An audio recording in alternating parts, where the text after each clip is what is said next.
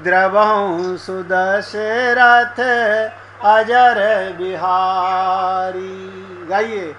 मंगल भवन अमंगल हारी, द्रवहु सुदशरथ अजर बिहारी। मंगल भवन अमंगल हारी, द्रवहु सुदशरथ अजर बिहारी। मंगल भवन अमंगल हारी, द्रवहु सुदशरथ अजर बिहारी। हे पुण्यात्माओं, सबसे बड़ा ज्ञान ये है कि मैं कौन? परमात्मा का अंश। मैं आत्मा, अब परमात्मा मेरे पिता। भाई जी, आप कोई डाउट तो नहीं है इस बात को समझने में?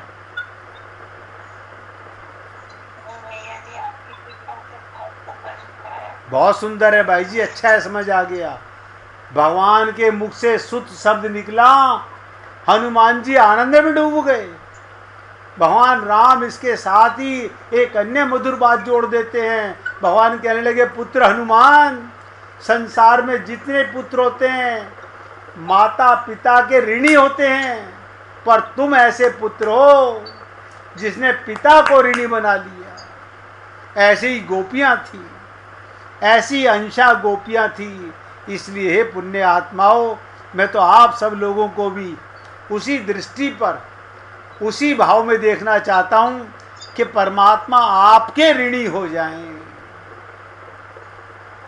आपको जीवन भर के लिए अपने परम पिता का ज्ञान हो जाए। यही ज्ञान योग है, बाकी सब ढकोसलेबाजी है। अगर ये ज्ञान हो गया तो समझिए आपको ज्ञान योग हो गया। तो हनुमान जी ने पूछा, कैसे प्रभु? पिता को ऋणी कैसे बना लिया मैंने आपको? तो प्रभु ने संकेत देते हुए कहा, मां पुत्र को, ध्यान से सुनो, एक एक शब्द ध्यान देना। भगवान ने क्या कहा? मां पुत्र को गर्भ में धारण करती है, पिता पुत्र का पालन करके उसे बड़ा करता है, इसलिए पुत्र माता पिता का ऋणी होता है। पर तुमने, भगवान क्या कह रहे हैं? पर तुमने जन्म देने में ना तो तुम्हारी माँ को कष्ट उठाना पड़ा और ना ही मुझे तुम्हारा पालन पोषण करना पड़ा। तुम तो हमें बिना कष्ट के ही प्राप्त हुए हो, किंतु तुमने अवश्य हमारे लिए कष्ट उठाया है। तुमने तो सारा क्रम ही उलट दिया। पिता को पुत्र को गोद में लेता है, पिता तो पुत्र को गोद में लेता है, पर तुम तो ऐसे पुत्र मिले जिसने पिता को ही गोद में उठा लिया। हनुमान जी ने अपने कंधे पर भगवान को उठा लिया। तुम तो ऐसे पुत्र मिले जिसने पिता को गोद में उठा लिया। तुम तो अनोखे पुत्र हो।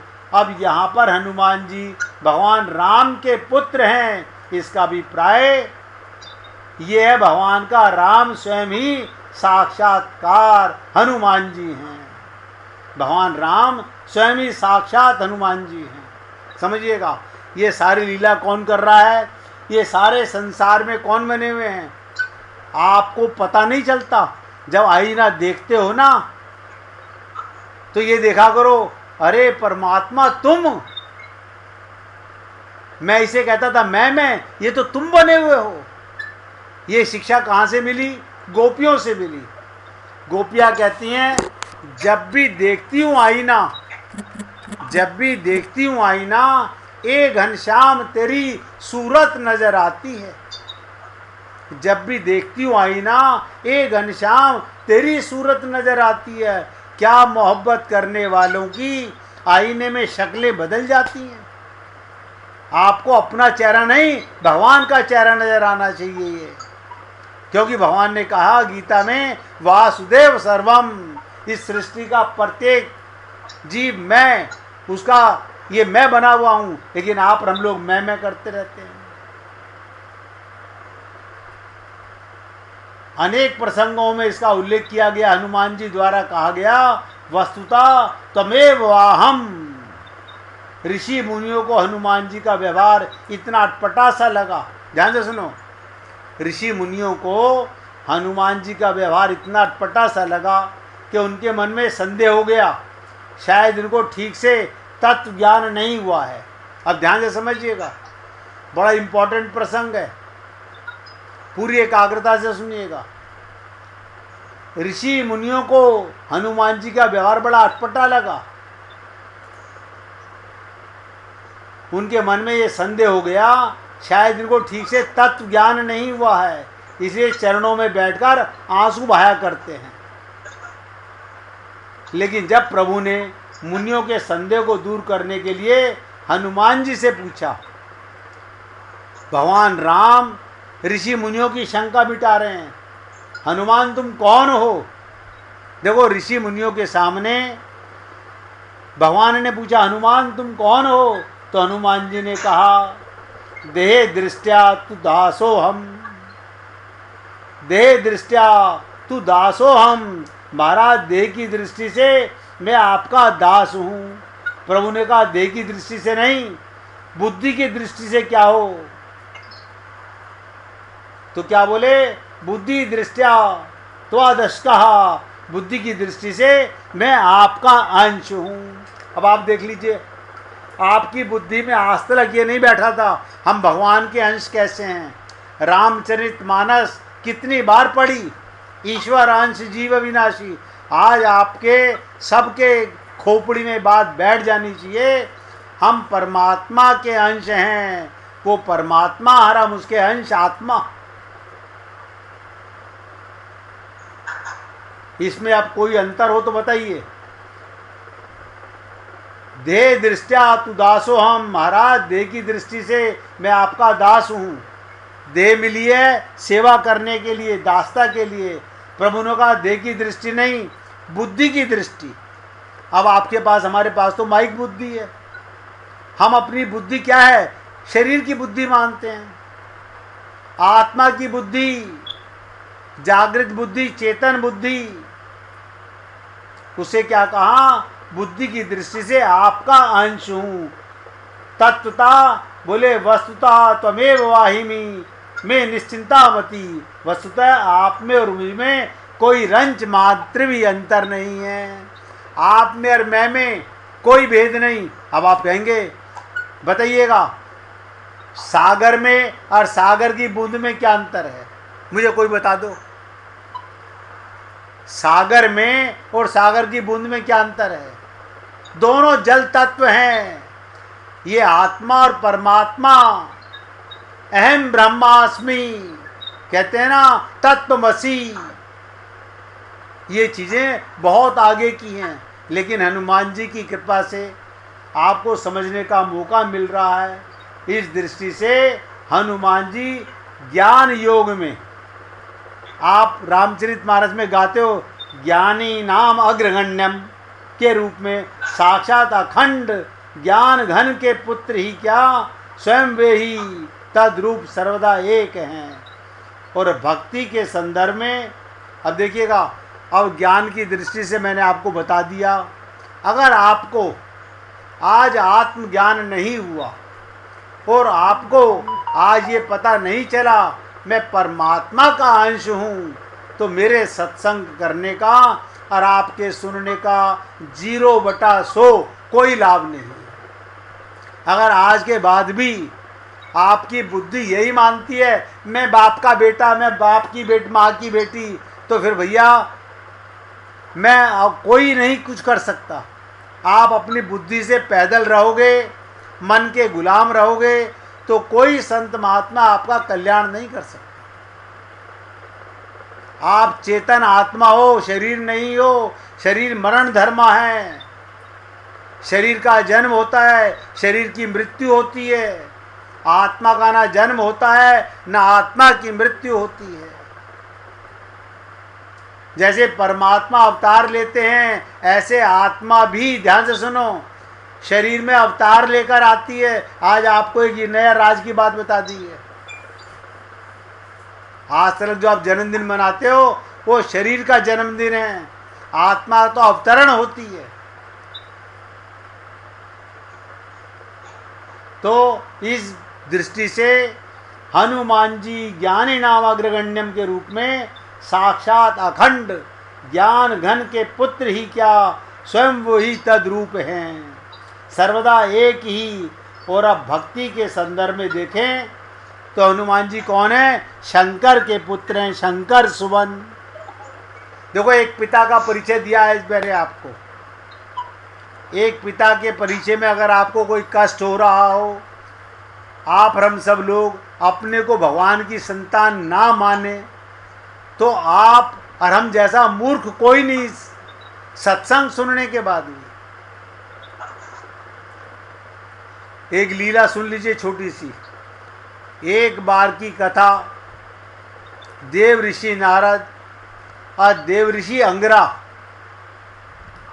ऋषि और देव ऋषि नारद कहीं जा रहे थे। रास्ते में उनकी नज़र एक मिठाई की दुकान पर पड़ी। बहुत ध्यान से सुनिएगा। देव ऋषि नारद की और ऋषि अंगरा की एक साथ मिठाई की दुकान पर नजर पड़ी। दुकान के नज़दीकी झूठी पत्तलों का ढेर लगा हुआ था। ध्यान से सुनो। दुकान के नज़दीकी झूठी पत्तलों का ढेर भी लगा हुआ था। उस झूठन को खाने के लिए जैसे एक कुत्ता आता है, वैसे इस दुकान का मालिक उसको जोर से डंडा मारता है।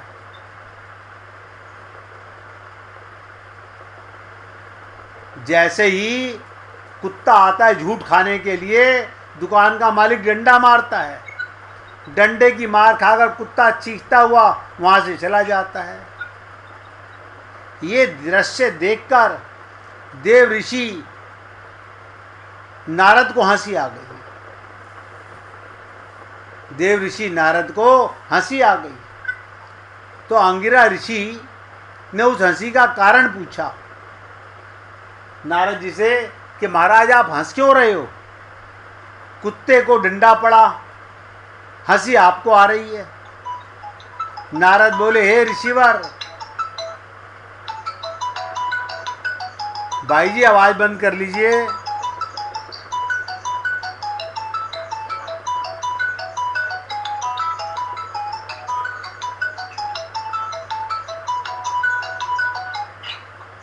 भाई जी मोबाइल की आवाज बंद कर लीजिए। अब ध्यान से सुनिएगा। ये दृश्य देखकर देव ऋषि को हंसी आ गई। तो ऋषि अंगरा ने उस हंसी का कारण पूछा।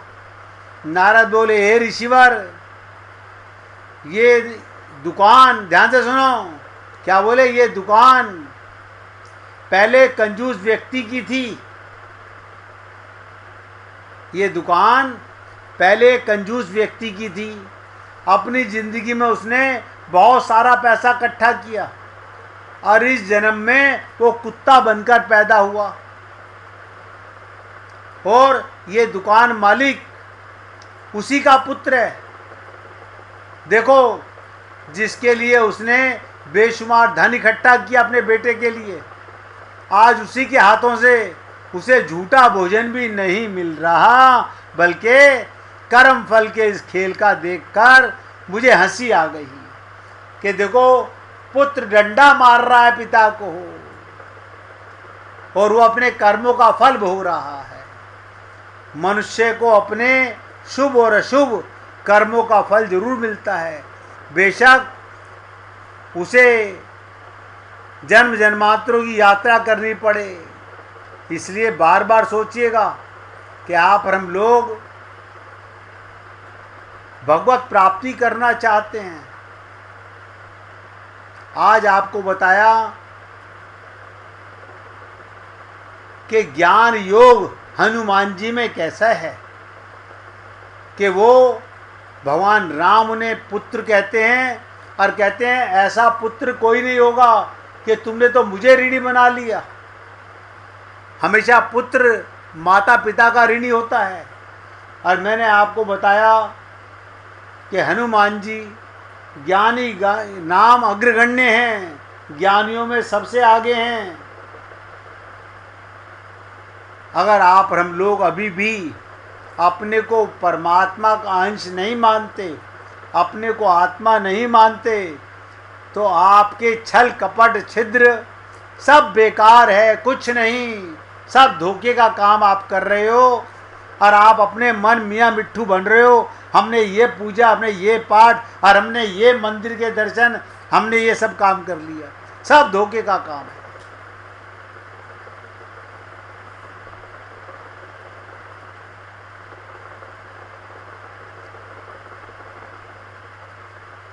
एक ऋषि हुए श्रावस्ती, एक पंडित और एक मूर्ख, उनके दो युवकों में बड़ी प्रगाढ़ मैत्री थी। एक पंडित था और मूर्ख, दोनों एक दूसरे की जेब काटने का धंधा करते थे। ध्यान से सुनिएगा, पंडित और मूर्ख दोनों एक दूसरे की जेब काटने का धंधा करते थे। एक दिन भगवान बुद्ध का एक स्थान पर प्रवचन चल रहा था, सत्संग हो रहा था। अच्छा अवसर जानकर दोनों मित्र वहीं जा पहुंचे सत्संग में। उनमें से एक को भगवान बुद्ध के प्रवचन बहुत अच्छे लगे और ये ध्यान अवस्थित होकर उन्हें सुनने लगा। अगर आपका भी ध्यान लग जाए, सत्संग सुनते हुए इधर उधर ना भटके, तो समझिएगा ध्यानावस्थित हो गए, ध्यान में लग्न हो गए।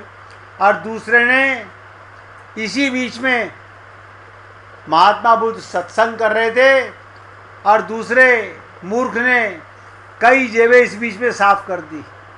जेब कतरे ने क्या करा, बहुत सारी जेबें काट ली। शाम को दोनों घर लौटे, एक के पास धन था, दूसरे के पास सद्विचार। ध्यान सुनिएगा, एक सारा दिन मेहनत करके धन कमा के लाया जेबें काट के, और दूसरे के पास सद्विचार लेकर के आया।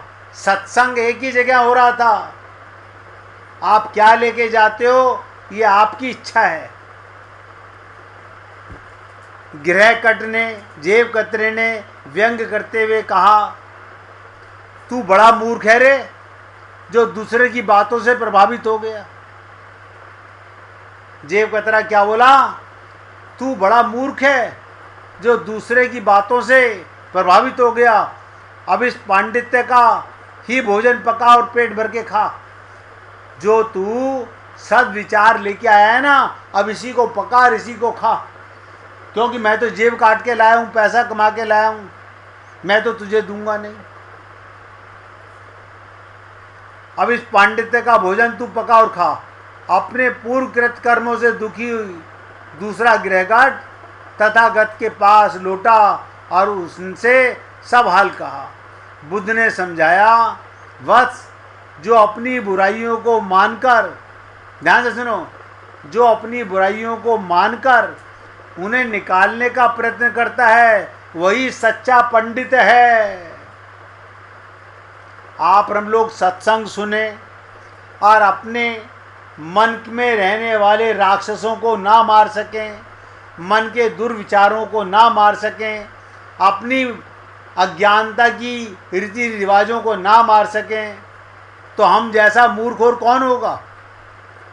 तो महात्मा बुद्ध ने कहा, वत्स, जो अपनी बुराइयों को मान कर उन्हें निकालकर प्रयत्न करता है वही सच्चा पंडित, पर जो बुराई करता हुआ भी पंडित बनता है वो मूर्ख कहलाता है।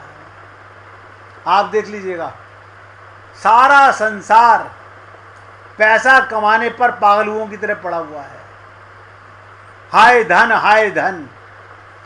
उसे ये नहीं पता चला कि परम धन क्या है। सारा जीवन हाय हाय करता रहा। सिकंदर भी जब गया यहाँ से सारे विश्व को फतेह करने के बाद में अपने घर वापस नहीं लौट पाया, रास्ते में मृत्यु हुई। और क्या कहा, ताबूत से मेरे हाथ बाहर निकाल देना खाली, ताकि लोग देखें मरते समय मैं भी कुछ नहीं ले जा रहा हूँ। और आप और हम लोग जब तक जीवित रह जाए, हाय हाय हाय। अब एक छोटी सी प्रार्थना सुन लीजिए, अच्छी लगे जीवन में तो उतार लीजिए, क्योंकि अब आज आपको ज्ञान योग की बात बताई है। अभी शंकर सुवन भक्ति की बात नहीं बता रहा हूँ। क्यों? एक साथ सब मिक्सचर हो जाएगा, समझ नहीं पाओगे। तो क्या प्रार्थना? हे प्रभु, जहाँ भारतवर्ष की पवित्र धरा पर अनेकानेक सिद्ध संतों का अवतरण हुआ, वहीं बहुत से अर्थ के लोभी संत रूपी दानव भी यहाँ जन्म लिया है। ऐसे भी बहुत सारे दानवों के रूप में संत रहते हैं जो अपनी अर्थ सिद्धि के लिए लोगों में भ्रामक प्रचार करते हैं। ऐसे संत रूपी दैत्य कभी किसी को भक्ति के सही मार्ग से अवगत नहीं कराते। ऐसे अर्थ लोभियों से सदा मेरी रक्षा करना। आप भगवान से प्रार्थना कीजिए, हे प्रभु, ऐसे लोभी मेरा जीवन बर्बाद करने वालों से मुझे बचा के रखना। मेरे उद्धार के लिए मेरा सच्चे सिद्ध संतों से ही मिलन कराने का प्रयत्न करना। इसलिए हे पुण्य आत्माओं, आज आपसे निवेदन कर रहा हूँ, अपने शब्दों को यहाँ विराम दे रहा हूँ। और जो आज आपको बताया गया, आपने सुना समझा। कल राजकुमार जी भजन सुनाना चाह रहे थे, तो आज राजकुमार जी को मौका देते हैं। कल गुड्डी जी सुनाना चाहेंगी, उनसे सुनेंगे। सुनाइए राजकुमार जी।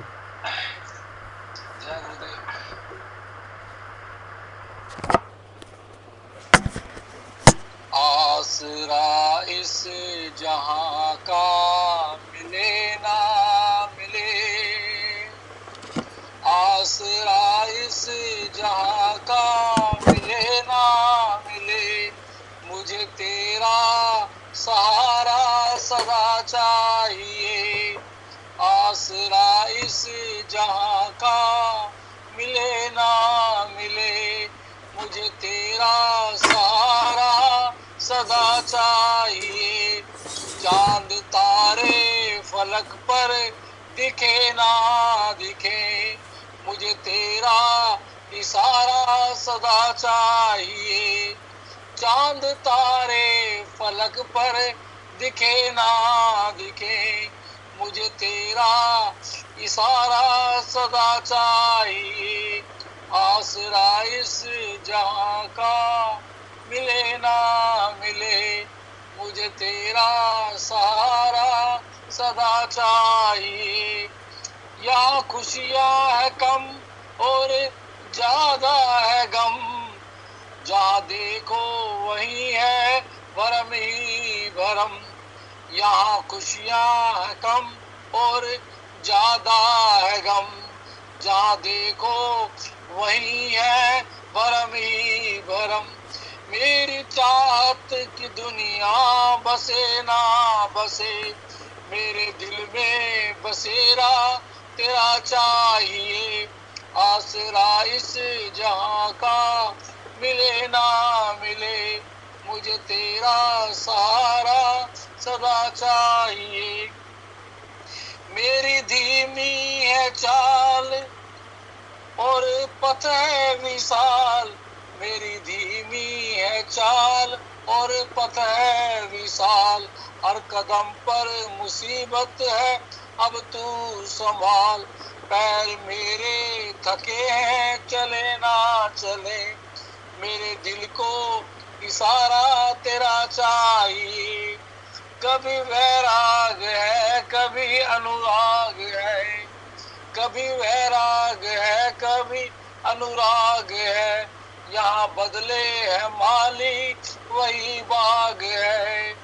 कभी वैराग है, कभी अनुराग है, यहाँ बदले है माली, वही बाग है। आसरा इस जहां का मिले ना मिले, मुझे तेरा सहारा सदा चाहिए। मेरे जीवन के दिए जले ना जले, मेरे दिल में उजाला तेरा चाहिए। आसरा इस जहां का मिले ना मिले, मुझे तेरा सहारा सदा चाहिए।